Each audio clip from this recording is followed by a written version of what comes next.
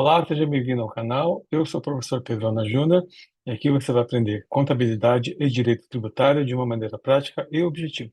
E o objetivo da nossa videoaula de hoje é falar sobre a figura do devedor contumaz, que foi instituída pela Lei Complementar 225 de 2026. Então, se você ainda não é inscrito no canal, se inscreve, compartilha esse vídeo, ativa as notificações, porque sua participação é bastante importante para o desenvolvimento do canal.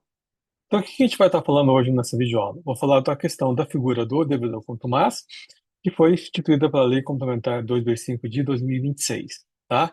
Então, qual que é o roteiro dessa videoaula? Compreender o conceito do que é devedor contumaz, diferenciar inadimplência eventual versus inadimplência estrutural, analisar quais são os requisitos legais, entender o processo e as sanções e relacionar isso com o split payment que foi criado pela reforma tributária, pela Emenda Constitucional 132 e Lei Complementar 214 de 2025.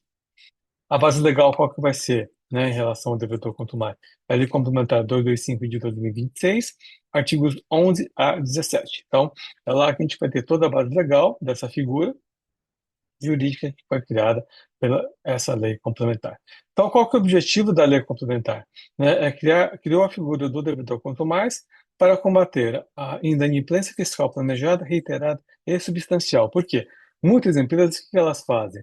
Elas utilizam do tributo, né, para ganhar fluxo de caixa. Então, elas não pagam o tributo, né, devido, corrente, vai adiando o pagamento, vai esperando eventuais parcelamentos, eh, eventuais refis da vida, e usa desse dinheiro para não pagar o tributo e ficar trabalhando no seu caixa. Então, com isso, né, o objetivo da lei é acabar com essa figura, acabar com essa inadimplência fiscal reiterada e substancial, para quê? Para proteger a livre concorrência, punir que usa o não pagamento de tributos como estratégia de negócio e aumentar a eficiência na cobrança de grandes devedores. Então, aquelas dívidas acima de 15 milhões vão ser objeto de verificação e na linha de mira por parte da Receita Federal do Brasil e dos estados e municípios também, tá? Então, dentro desse contexto, o devedor quanto mais, né, da lei complementar, ele busca, né, acabar com a inadimplência estratégica no sistema tributário, e muitos utilizam dessa figura para não pagar, né, o tributo, evitar a concorrência desleal, que isso acaba realmente criando uma concorrência daquele que paga corretamente contra aquele que não paga, né, e fica adiando, e necessidade de segmentar os contribuintes que são eventuais, né, que devem, né, teve já um problema de fluxo de caixa, tem um problema, né, operacional, daquele que quanto mais que persiste naquilo, que insiste naquilo para evitar esse tipo de concorrência desleal, né?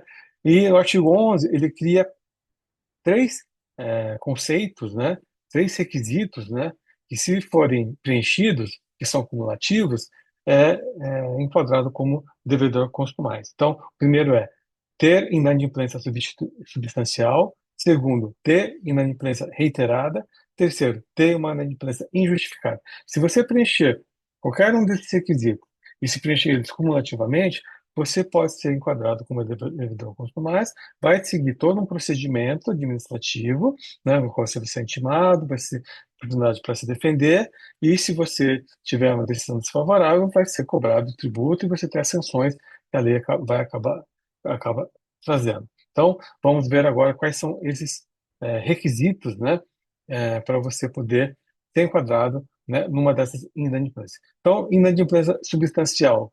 Quais os requisitos para você se enquadrar? Ter uma dívida superior a 15 milhões de reais e essa dívida for superior a 100% do seu patrimônio líquido com base na escrituração fiscal ou escrituração contábil digital. Então, esse é um dos primeiros requisitos. A dívida está acima de 15 milhões ou essa dívida for superior a 100% do seu patrimônio líquido contábil. Inadimplência reiterada. Qual que são os requisitos para você se enquadrar nessa inadimplência reiterada? É dever, durante 4 períodos consecutivos, durante 4 meses seguidos, ou 6 meses alternados em 12 meses, né? É muito semelhante ao que tinha no Refis, né? Então, se você deve 4 meses consecutivos ou 6 alternados durante um período de 12 meses, dentro de uma habitualidade, e isso pode ser considerado um dos requisitos para preencher como devedor quanto mais, né? Veja, são cumulativos. 15 milhões, patrimônio líquido, 100% do seu patrimônio líquido, 4 períodos consecutivos, 6 alternados ou 2 meses. Ou inadimplências injustificadas, ou seja, pagamento sem justificativa. Não tem justificativa porque não estou pagando. Então, neste caso também, é um requisito. Se for preenchido, é considerado, né, como devedor quanto mais. Essa inadimplência ela pode ser afastada se o contribuinte conseguir comprovar que houve uma calamidade pública, como, por exemplo, uma enchente, né, uma é, estouro de barragem, ou vamos imaginar um país que tenha um furacão, que não é o caso do Brasil, mas se você passar por algum tipo de calamidade pública, você pode afastar e justificar a sua inadimplência. Uma crise econômica, como a gente teve na pandemia, né, que todo mundo teve um problema. Agora nós temos com o problema da guerra do Irã, né, Estados Unidos, então o aumento do petróleo, isso pode justificar uma inadimplência injustificada. Ter prejuízo fiscal também é uma das comprovações para você afastar. Ou demonstrar que há ausência de fraude, ou seja, não estou fazendo isso porque eu quero, realmente estou todo um problema financeiro. Então você tem maneira de afastar essa inadimplência injustificada. E o crédito pode ser considerado irregular, né? Ou seja, a inadimplência só conta se houver crédito sem garantia, se não houver parcelamento e sem decisão judicial para proteger você não fazer o pagamento daquele valor. Mas se você não tiver qualquer uma dessas proteções, o crédito é considerado irregular e, portanto, você pode se enquadrar como devedor quanto mais, né? Outra hipótese de quanto mais, ou seja, de eh, caracterização, né, de devedor quanto mais. É você ter uma empresa inapta, muitos contribuintes fazem, criam CNPJs, né, sequencialmente, para fugir da cobrança, ou seja, trabalha um ano com aquela empresa naquele CNPJ, é, deixa de operar com aquela, abre outro e vai fazendo rotação de CNPJ, então nesse caso também é considerado indício da contumácia. Ou fazer algum planejamento tributário abusivo, né, que pode ser caracterizado como contumácia para fim de enquadramento como devedor contumácio, né? Então, isso tem que ser analisado a cada caso e o fisco é que vai fazer esse tipo de procedimento. E como é que funciona, né? Qual que vai ser o procedimento administrativo?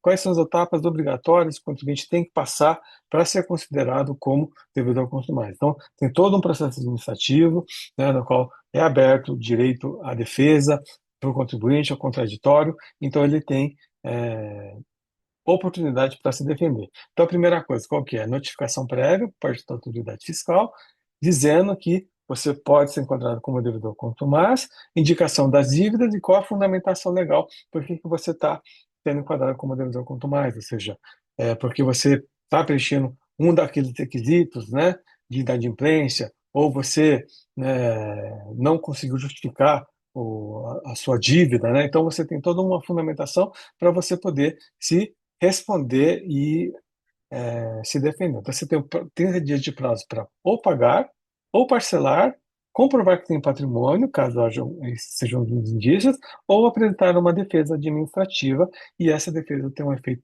suspensivo, né? Então, isso suspende a cobrança e vai ser analisado e julgado, tá?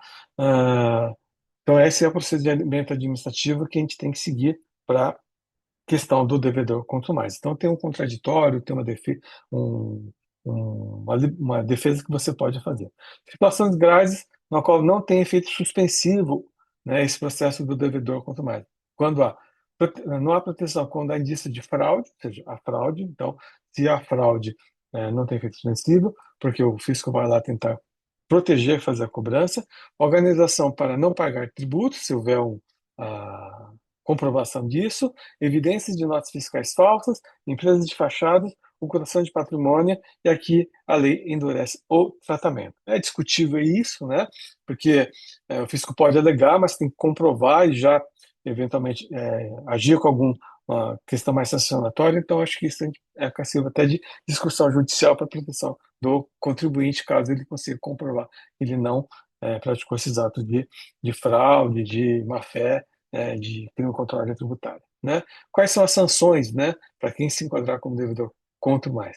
Então, podem ser aplicadas isoladas ou cumulativamente. Resultados principais: perda de benefícios fiscais, então se você tiver um incentivo fiscal, você perde; impedimento de licitar, de contratar com o poder público, você não pode participar, né, de concorrência pública; vedação de recuperação judicial, então isso, né, é uma das sanções, você não pode pedir recuperação judicial; e declaração de inativação do CNPJ. Então, o objetivo qual que é?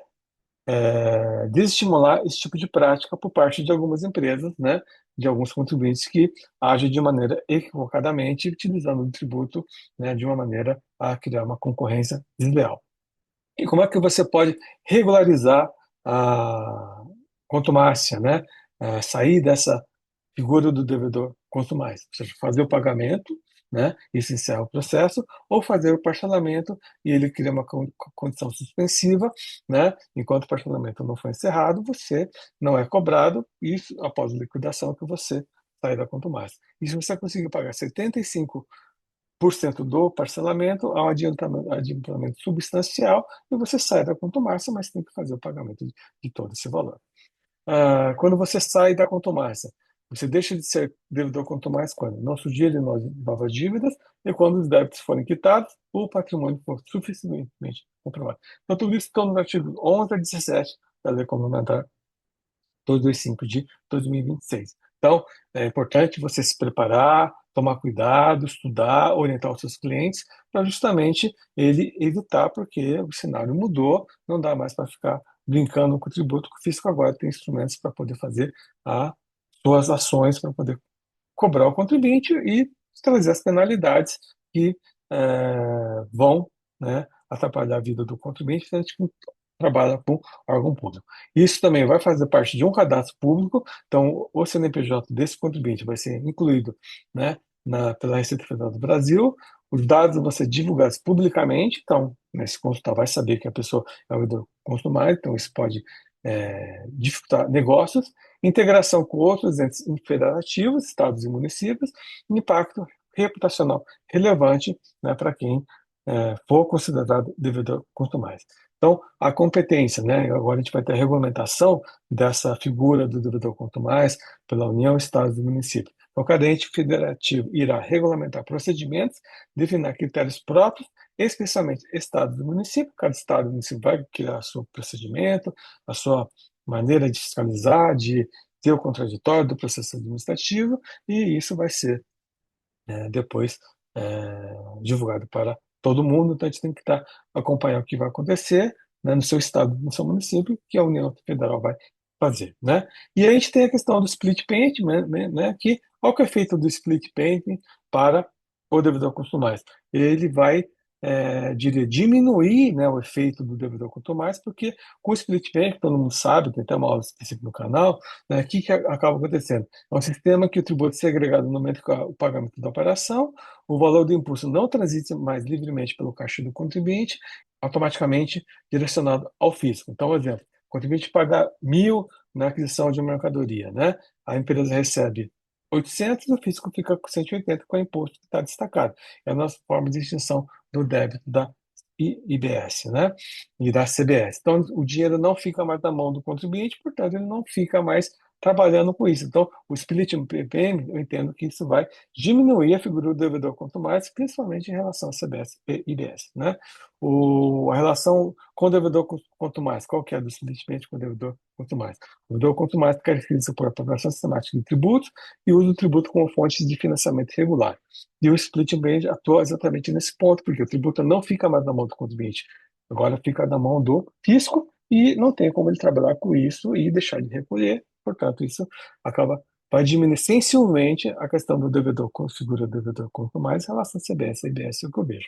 O efeito prático do split payment, ele vai reduzir drasticamente a inadimplência, elimina o ganho financeiro do não pagamento, vai dificultar a fraude estruturada, vai diminuir a vantagem competitiva desleal e vai se aplicar somente ao IBS e CBS. Não se aplica o imposto de renda, não se aplica a contribuição social sobre o lucro, né? Então, mas diminui sensivelmente, porque o IBS e CBS, como é tributo incidente sobre faturamento, são os maiores tributos que o contribuinte tem na sua operação. Então, qual que é o impacto esperado do sistema, né, com o split payment com o devedor quanto mais? Menor necessidade de fiscalização repressiva, execução fiscal e sanções severas da Conduta 225, porque o contribuinte não está mais trabalhando com o tributo, porque o fisco já faz a apropriação disso quando há o pagamento por parte, né, da aquisição da mercadoria. Né?